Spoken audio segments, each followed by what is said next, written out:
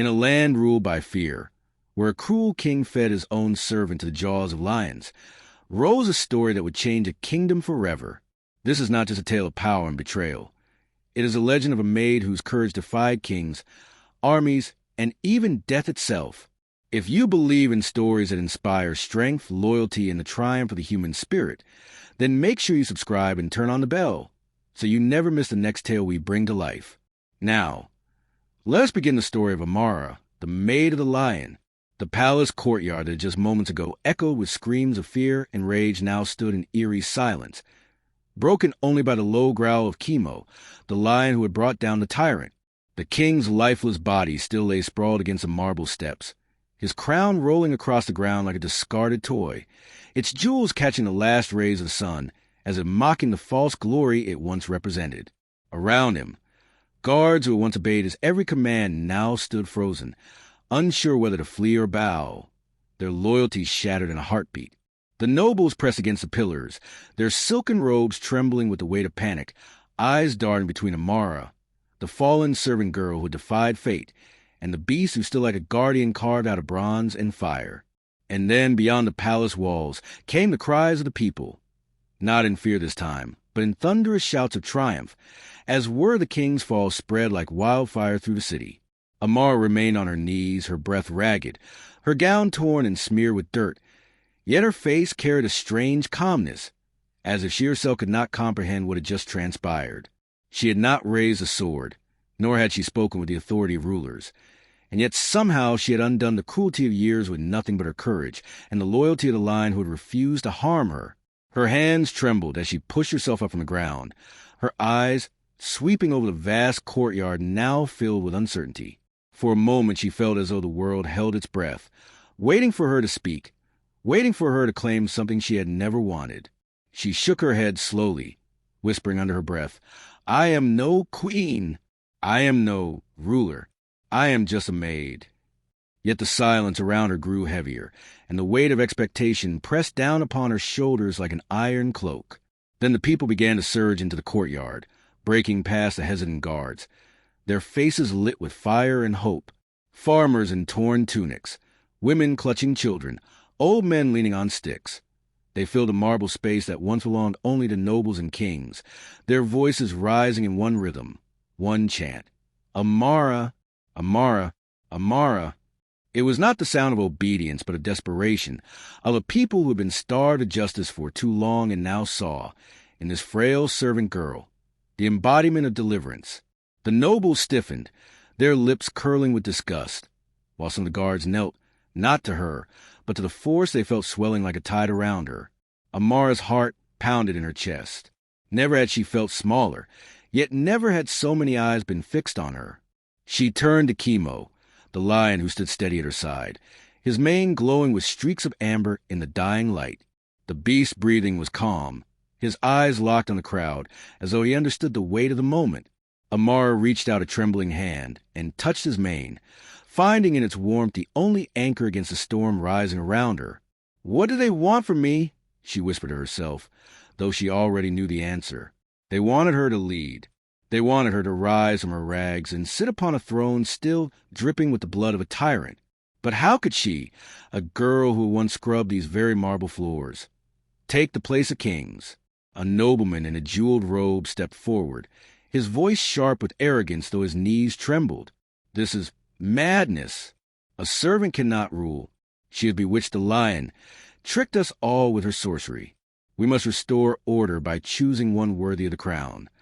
His words were like oil poured on fire, for the people roared back in anger, hurling curses and stones at him until he stumbled backward, shielded by trembling guards.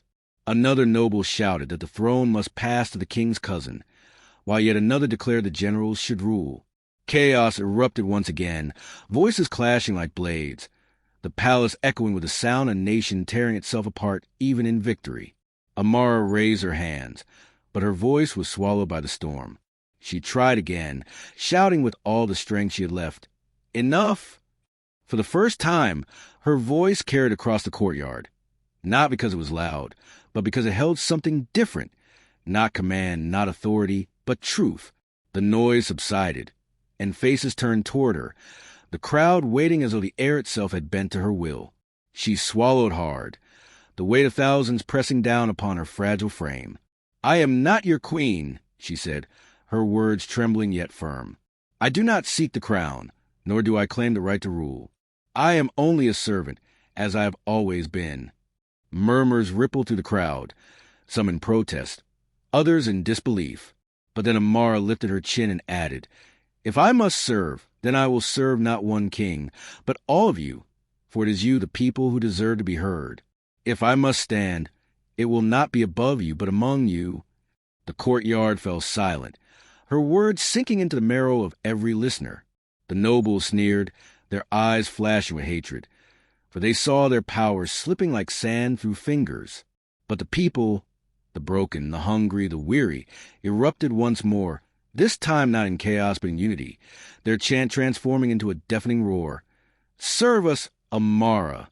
Stand with us, Amara!" It was not a coronation but a calling, not the place of a crown but the birth of something greater, the idea that a kingdom could belong not to one man, but to all its people, led by one who had known their suffering. Night fell heavy upon the palace, torches flickering against the carved pillars, shadows stretching long across the marble floor still stained with the blood of tyranny. The council of nobles retreated into whispers, their faces pale with fury, plotting already how to twist this new wave of hope to their advantage. Among the people, fires were lit in celebration, songs of freedom rising into the starry sky, and Amara, standing beneath the moon with Chemo at her side, felt both the sweetness of triumph and the bitterness of dread. She knew this was only the beginning, that in the ashes of a fallen king lay seeds of new battles yet to come. The people saw her as their voice, their shield, their savior.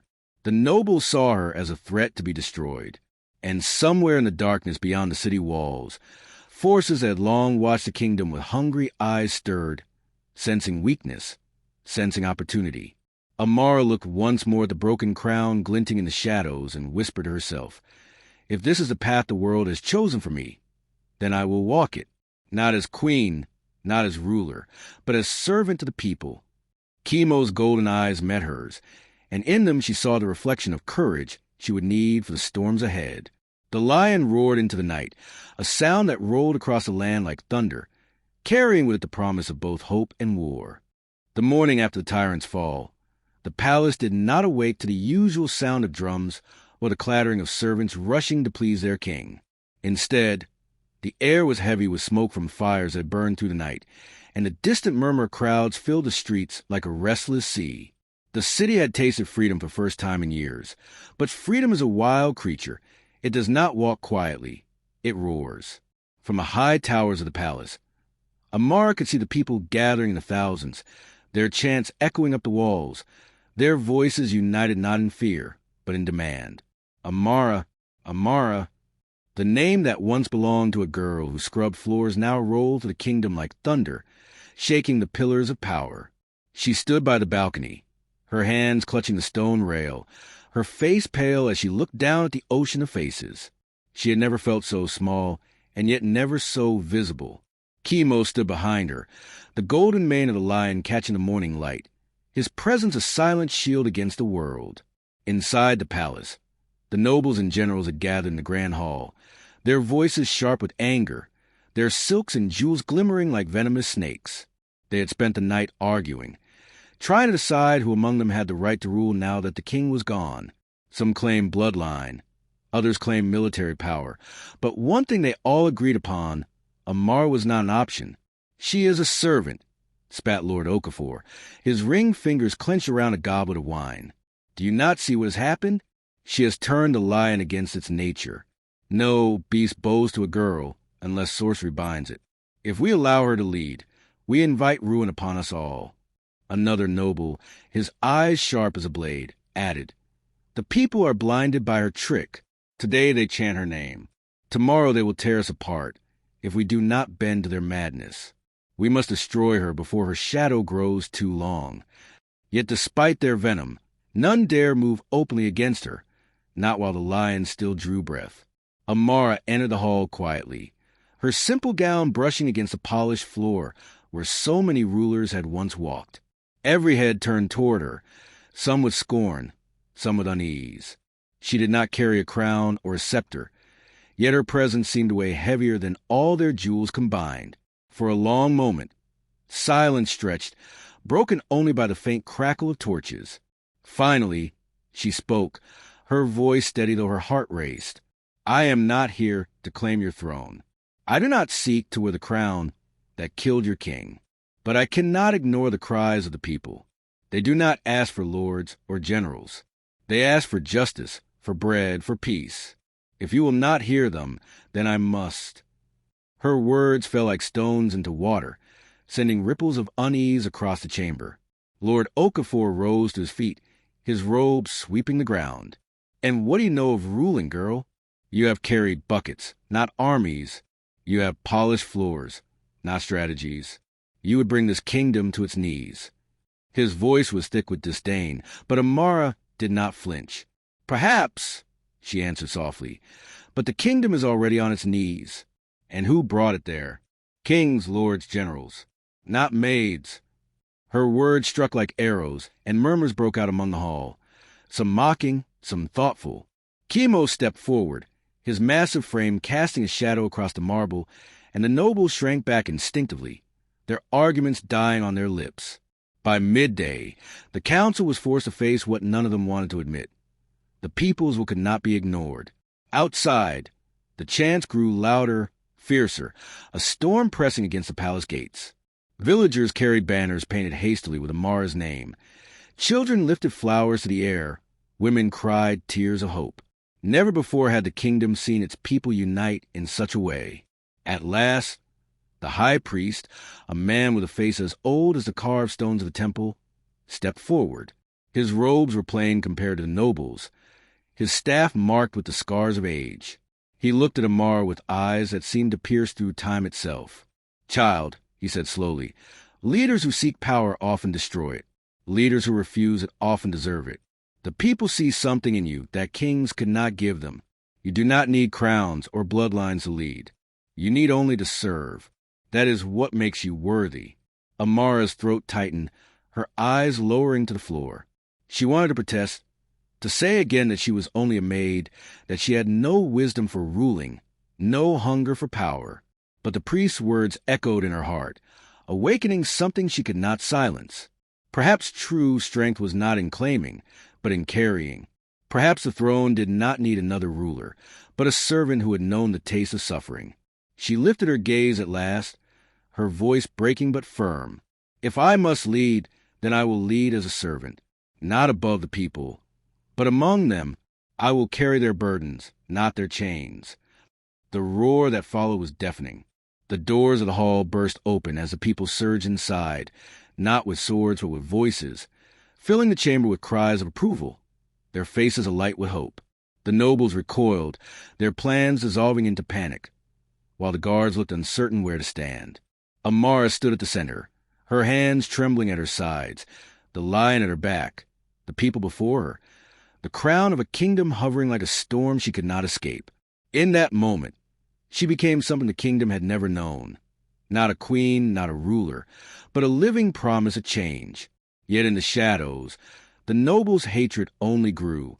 They smiled politely in her presence, but behind closed doors, their whispers turned to venom.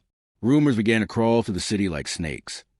That Amara had bewitched the lion with dark charms, that she was no servant but the secret daughter of a witch, that her kindness was a mask hiding ambitions sharper than any blade. Coins exchanged hands in back alleys. Daggers were sharpened, and promises of betrayal were sealed in wine and blood. For though the people had chosen Amara, the powerful had not yet surrendered, and in their eyes, the servant girl was nothing more than a threat to be extinguished. That night, as the city celebrated in streets filled with song and firelight, Amara sat alone in her chamber, her hands folded in her lap, her heart heavy with questions she could not answer. She had never wanted this. She had never dreamed of thrones or crowns, only of freedom from the chains that bound her. And yet here she was, the weight of an entire kingdom pressing down on her shoulders. Chemo lay near the doorway, his eyes half closed, his massive body a wall of warmth and safety. She looked at him and whispered, "They think I can save them, but what if I fail?" The lion lifted his head. staring at her with eyes that seemed older than time, and for a moment she felt a strange reassurance, as if his silence itself was a vow. She drew a deep breath, rose to her feet, and walked to the window where the city stretched beneath the stars. The chants had faded into lullabies, but she could still hear her name carried on the wind, fragile yet unyielding. She placed her hand on the cold stone and whispered, "If this is the choice of the people, then I will not run. Let their voice be my crown." And somewhere deep within the palace, in chambers hidden from the world, a group of nobles sat in a circle, their faces grim, their whispers sharp. "Let her enjoy her moment," Lord Okafor murmured, a cruel smile tugging at his lips. "The higher she rises, the harder she will fall. And when she falls, we shall rise again." The flickering torches of the hidden chamber cast jagged shadows on the stone walls, and the nobles' whispers curled like smoke in the stale air. They sat in a circle, their silken robes pulled around them, their jeweled fingers tapping against goblets of wine, their eyes gleaming with malice. The taste of defeat still burned on their tongues, but the fire of vengeance smoldered hotter with every passing moment. Lord Okafor leaned forward, his face carved in bitterness, his voice low but sharp enough to cut. "The people think she is their savior. They chant her name as though it were divine. But she is still a servant, a child playing the ashes of a throne she does not deserve. And when she burns, they will see her for what she is, a fraud." A murmur of agreement rippled through the circle. Another noble raised his cup and added, "The people are drunk with hope. We must sober them with fear. Let them starve, let them doubt. Let them turn on her before her roots grow too deep." Thus began their pact, a covenant of treachery sealed not with swords, but with silence, a plan to bleed the kingdom slowly until even its savior could not hold it together. Days passed, and the shadow of betrayal began to creep into the light of Amara's fragile reign. At first, the signs were small: a missing wagon of grain meant for the villages, a whisper that soldiers loyal to the old king still roamed the countryside, a merchant claiming that Amara had bewitched the lion with dark rituals under the moon. The people dismissed these murmurs at first, too intoxicated by their newfound hope. But whispers are like seeds, and when sown in hungry soil, they grow fast. Soon the markets buzzed with rumors, and the streets carried not only songs of freedom, but also questions sharp with doubt. Amara, still unsteady in her role, could feel the shift in the air, the unease simmering beneath the chants of her name. One evening, as she walked among the people in the lower quarters, for she refused to lock herself behind palace walls, she found herself surrounded by men and women whose faces were drawn with hunger. A mother clutched her child, her voice trembling as she cried, "We believed you would save us, Amara, but where's the bread? Where's the grain you promised?" A farmer stepped forward, his eyes hollow with anger. "The nobles hoard it. You speak of justice, but we still starve while they feast." The crowd pressed closer, their desperation thick as smoke, and for a moment Amara felt fear coil in her chest. But then Chemo stepped forward, his massive body parting the crowd, his golden eyes burning with silent warning. The people fell back, but the bitterness in their voices lingered, leaving Amara shaken. She returned to the palace that night with the weight of their hunger pressing down on her heart, knowing the noble sabotage was working. In the council chamber, she confronted them, her voice sharp with frustration. "Where's the grain meant for the villages? Where are the wagons promised to the people?" The nobles bowed their heads, feigning ignorance. Lord Okafor placed a hand on his chest and spoke with false sorrow. "Bandits, my lady, the roads are dangerous. It is beyond our control." His words dripped with deceit, but Amara could see the satisfaction gleaming in his eyes. She clenched her fists, knowing the truth but lacking proof, bound by her refusal to rule through fear and violence as the old king had. And so, the shadows grew thicker, feeding on the people's doubts and the noble schemes. Amid this unrest, a new figure appeared at the palace gates, an envoy from the neighboring kingdom of Zabara, draped in robes of crimson and gold, his voice smooth as silk. He bowed deeply before Amara and offered gifts of jewels and spices. "My queen," he said, though the title made her flinch, "Zabara comes in friendship. We see the dawn rising over your land, and we wish to share in its light." His smile was warm, his gestures generous. But Amara felt unease coil within her. The timing was too perfect, his courtesy too polished. Yet the people, desperate for allies, celebrated his arrival, and the nobles, hungry for wealth, welcomed his gifts. Only Chemo seemed restless, pacing the edge of the hall, his growls low and uneasy. As days turned into nights, the envoy's presence grew heavier, his influence weaving like a spider's web. He spoke of trade, of peace, of unity, but in hidden corners he whispered into the ears of discontented nobles, feeding their hatred, sharpening their blades. Amara sensed a storm brewing, but could not yet see its shape. She spent her days among the people, calming their fears, helping rebuild broken homes, sharing what little food she could find. And for a while, her presence soothed them, her humility reminding them that she was still one of them. But shadows did not fade with kindness alone. The betrayal came like a dagger in the night. Amara had returned late from the streets, her gown stained with dust, her body weary from endless pleas for help. As she entered her chamber, the flicker of candlelight revealed a figure waiting in the shadows, a trusted noble, one who had stood by her side in council, who had spoken soft words of loyalty, now held a blade glinting in the dark. His eyes were cold, stripped of all pretense. "Forgive me, Amara," he whispered, though his voice carried no remorse. "You were never meant to sit in light that belongs to kings." He lunged, the dagger flashing toward her heart. Time slowed, her breath caught in her throat, and for an instant she saw death rushing toward her. But before the blade could strike, a roar split the air, thunderous and primal. Chemo leapt from the shadows, his body a blur of muscle and fury. The noble's scream was cut short as the lion's weight crushed him to ground, the dagger clattering across the stone floor. Amara staggered back, her hands trembling, her eyes wide with shock as Chemo's teeth closed inches from the traitor's throat. The beast's growl vibrating through the chamber like the wrath of gods. With a sharp command, Amara called Chemo off, her voice shaking yet firm. The lion obeyed, his eyes still burning with rage, his body coiled like a storm barely restrained. The noble lay broken, his betrayal laid bare. Guards rushed in, seizing him, dragging his bloody form to the halls as whispers spread like wildfire. For the first time, the shadows had shown their teeth openly, and the people saw that their savior was not only a target, but also vulnerable. Amara stood at the window that night, staring out at the city where fires flickered in the distance, her heart heavy with the truth she could no longer deny. Her enemies were no longer content to whisper in darkness. They were ready to strike, and they would not stop until she fell. And somewhere in the palace, the envoy of Zabar smiled in secret, watching the kingdom tear itself apart. He had come not to offer peace, but to prepare the way for conquest.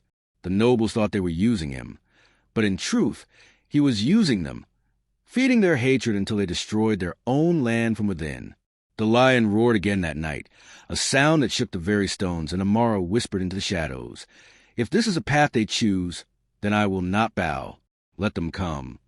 The night the foreign banners first appeared on the horizon, the air grew heavy with the scent of burning wood and iron. Amara stood at the balcony of the ruined palace, the flames of rebellion flickering across the valley like restless spirits. From where she stood, she could see the torches of an approaching army stretching endlessly in the dark, each point of fire a heartbeat of danger closing in. Her kingdom, or what was left of it, was surrounded, betrayed from within and tested from beyond.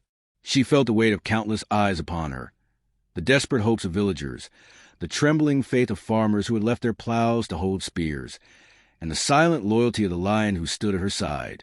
Chemo's golden mane glowed faintly under the moonlight, his chest rising and falling with deep, steady breaths, and in his calm presence Amara found the strength to keep standing when fear threatened to buckle her knees. She knew war was no longer a shadow on the horizon. War had arrived. The first clash came at dawn.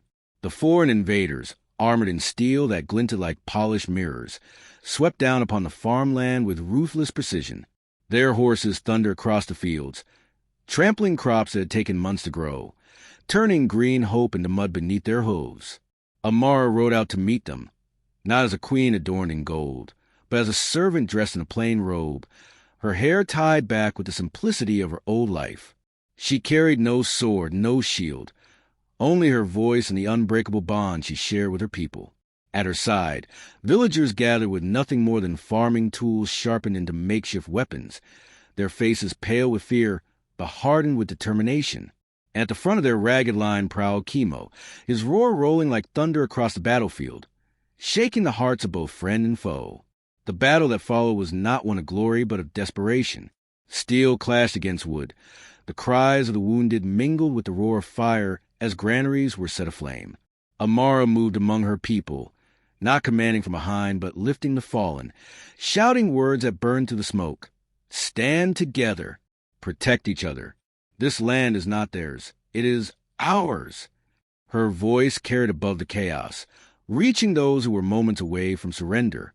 They rose again, emboldened not by crowns or riches, but by her courage. Every time she faltered, she felt Chemo brush past her, his presence a reminder that fear was only a shadow, and shadows vanish in the light of conviction. Together, they held the invaders at bay long enough for the villagers to regroup, pushing the enemy back with nothing but grit and unity. But victory was fleeting. News came that the nobles who had once sworn loyalty were opening gates to the enemy in exchange for promises of power. Amara felt the sting of betrayal like a dagger in her ribs, yet she refused to bend beneath it. That night, as her people nursed their wounds and buried their dead, she sat beneath the ancient tree at the center of the courtyard and gathered the survivors around her. The flames of torches flickered in their eyes, reflecting sorrow and exhaustion, but also the faint glimmer of hope that only she could keep alive. She told them a story, not of kings or gods, but a servant girl who once scrubbed floors and dreamed only of freedom. If I, who was nothing, could stand before lions and live, she said, her voice breaking yet resolute, then we who have each other can stand before armies and endure. Her words sank deep into their weary hearts, and by the time the night was over, the people had chosen not just to fight, but to fight as one. The war escalated. Days turned into weeks, each sunrise bringing new clashes and new sacrifices. The palace courtyard, once a place of tyranny, became a battlefield scarred with blood and courage.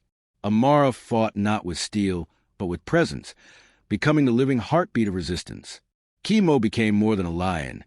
He was a symbol carved into the spirit of the kingdom. His roars became war drums, his leaps across enemy lines the strokes of legend. Children who once cowered in fear now whispered tales of the lion who guarded their savior.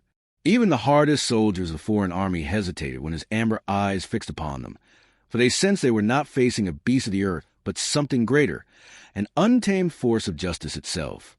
The rebellion of nobles reached its climax during the siege of the palace walls. Amara stood atop the ramparts, watching as traitors led mercenaries through hidden tunnels carved by generations past. The battle below raged with ferocity that shook the very stones beneath her feet. Smoke and screams filled the air, and yet she did not step back. When the traitors stormed the courtyard, Amara did not retreat into safety. Instead, she walked down into the heart of the battle, her plain white gown stained with ash and blood. Chemo followed, his mane bristling, his body a shield of muscle and fury. The people, seeing her walk in the fire without fear, surged after her, their cries drowning out the clash of steel. In that moment, the battlefield no longer belonged to the nobles or the invaders. It belonged to her. The final confrontation came not against soldiers, but against a man who had once been her ally, a noble who had sworn to serve her and had instead sold her kingdom for silver. He confronted her in the shattered throne room, his blade dripping with the blood of innocence, his eyes blazing with greed. "You were a servant," he spat. "You were never meant to rule. This land needs men of power, not girls with stories." But before his sword could strike, Chemo leapt, his roar shaking the marble pillars, his claws raking across the floor as he pinned the traitor to the ground. Amara stood over him, her voice steady as stone. "Power belongs not to those who take, but to those who serve." And with those words, the tide turned. The people swarmed the throne room, driving out the last of the traitors and sending the invaders fleeing into the night. When the dust settled, the palace was broken, its walls cracked, its halls littered with scars of war. But the people were unbroken. They gathered in the courtyard where once they had cowered under the shadow of tyranny, and they lifted their voices as one. Amara, Amara, they cried, their chant rising like thunder, their faith no longer divided. She stood among them, weary and bloodstained, her hair tangled, her hands trembling, but her eyes shone with unyielding fire. Chemo lay beside her, his chest heaving, his golden eyes fixed upon her with the loyalty of a guardian who had seen her through every trial. And as the dawn broke over the smoldering ruins, painting the sky with streaks of red and gold, Amara realized the truth. She had not chosen this path, but she had walked it. She had not sought the crown, but the people had placed it upon her shoulders with their trust. War had scarred them, but it also bound them together in ways no tyrant or traitor could ever break. The Lion's War had ended not with coronation, but with a covenant between a servant and her people. The dawn that followed the last battle was unlike any other dawn the kingdom had ever seen. For years the sun had risen over a land bound by chains, its light falling on faces bent under tyranny, its warmth swallowed by the cold shadow of cruelty. But now, as the first rays broke through the smoke-filled sky and painted the horizon in gold, it was as though the heavens themselves had drawn a line between past and future. Amara stood in the courtyard, her gown torn and stained, her body trembling from exhaustion, yet her spirit burning brighter than the fire-lit sky. Around her, the people gathered in silence at first, their eyes drinking in the sight of the servant girl who had led them through fire. Then, as if with one voice, their silence broke into thunder. Amara, Amara. The chant rolled through the ruins like a living tide, louder than drums, fiercer than any battle cry. It was not the cry of subjects to a ruler. It was the cry of a people to their savior. But Amara, as the voices rose, felt only the weight of their hope pressing down on her shoulders. She did not see glory in their eyes. She saw trust, and trust was heavier than crowns of gold. She turned to face them, her voice soft yet carrying over the echoes of their chants. "I am not a queen," she said. The words hung in the air like a fragile truth, and for a moment the people fell silent, unsure she meant to refuse them. She looked around at the faces of farmers, mothers, children with ash on their cheeks and hope in her eyes, and her voice grew stronger. "I was a servant, and I will remain a servant. If I rule, I will not rule above you. I will rule among you. I will sit where you sit. I will eat what you eat. I will carry what you carry. The crown is not mine. The crown belongs to the people." A murmur passed through the crowd, and then the murmur became cheers, tears streaming down faces as they realized that their new dawn would not be built on thrones of stone, but on hearts of flesh. In that moment, a new covenant was born, not of kings and subjects, but of people bound together by trust and compassion. The nobles who had survived the war, stripped of power and titles, stood at the edges of the courtyard, their heads bowed in shame. For the first time in living memory, the kingdom belonged not to bloodlines or armies, but to the people themselves. And at the center of it all was Amara, the maid who had faced lions, traitors, and armies, and had emerged not as a queen draped in jewels, but as a servant draped in humility. The days that followed were filled with rebuilding. The palace, once a symbol of tyranny, was torn down stone by stone, its marble walls dismantled by the very hands that had once cowered in its shadow. In its place rose a great hall, not of gold or marble, but wood and clay, built by the people together. It had no throne at its center, only a circle of seats where farmers, elders, craftsmen, and healers could gather as equals. Amara sat among them, not above them. Her hands often calloused from labor, her robe simple, her meals shared with the hungry. Yet even in simplicity, her presence carried a majesty that no crown could match. Chemo remained at her side during these days of renewal, his golden eyes watching over her as though he understood that his duty was not yet finished. Children would run to stroke his mane, women would leave offerings of food at his paws, and men would tell stories of how his roar had shattered armies. To the people, he was no longer just a lion. He was a guardian of their freedom, the living emblem of their courage. But even in peace, trials came. Some of the old king's allies still lingered in the shadows, plotting their return, whispering of power in corners of broken taverns. Foreign rulers watched from afar, their envy simmering as news spread of a land where a servant girl had built something stronger than kingdoms of steel, unity. Yet Amara faced each challenge not with fear, but with the same humility that had carried her through war. She met envoys with honesty, disarmed threats with compassion, and silenced whispers with the steady example of her life. The more she refused to elevate herself, the more the people elevated her in their hearts. She had become more than a ruler. She had become a legend. Years passed and the land healed. Fields that had been trampled by armies blossomed again with grain. Rivers that had run red with blood sparkled clear and fresh. Children who had once known only fear grew up with songs of courage on their lips, songs of Amara and Chemo. And yet, as time moved forward, one truth could not be denied. Chemo was a lion, and lions were never meant to be caged by crowns or halls, no matter how loved they were. One evening, as the sun dipped low and painted the sky in hues of fire, Amara walked with him to the edge of the forest. She placed her hand against his mane, her tears glistening in the fading light. "You were never mine to keep," she whispered. "You belong to the wild, just as I belong to the people." For a moment, Chemo lingered, his golden eyes meeting hers with a depth that spoke of bonds beyond words. Then, with a low rumble that sounded like farewell, he turned and disappeared into the trees. Amara stood watching until he was gone, the ache in her chest softened by the knowledge that though he had left, he would always return when the people's courage wavered. And so it was. In the years that followed, there were times when storms of fear gathered over the land, plagues, famines, whispers of invasion. And each time, just as doubt threatened to break the people's spirit, the sound of a roar would echo through the hills, rolling across villages and valleys. The people would look to the forest and see him standing there, a golden shadow against the green, reminding them of the covenant they had forged with courage and compassion. To the children, he was a story. To the elders, he was proof. To Amara, he was forever her friend.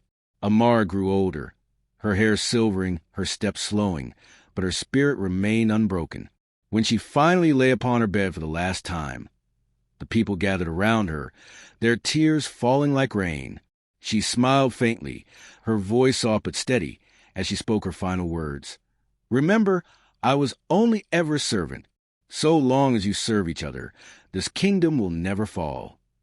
And with that, she closed her eyes, leaving behind not a crown or a throne, but a legacy that lived in every heart she had touched. In the years after her passing, the kingdom she had saved entered what history would call the Golden Age. Scholars wrote her name in books, poets wove her story into songs, and children played games pretending to be the maid who tamed a lion. Statues were carved not of her in royal robes, but of her in a plain gown, standing with her hand on Chemo's mane.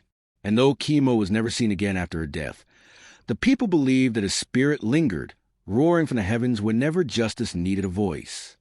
Thus ended the tale of Amara, the servant who became a savior, the maid who faced kings and armies, and the woman who proved that true power is not in crowns, nor in swords, but in hearts that choose to serve. And long after the palace had crumbled, long after empires had risen and fallen, her name lived on, not as queen, not as conqueror, but as Amara, the maid of the lion,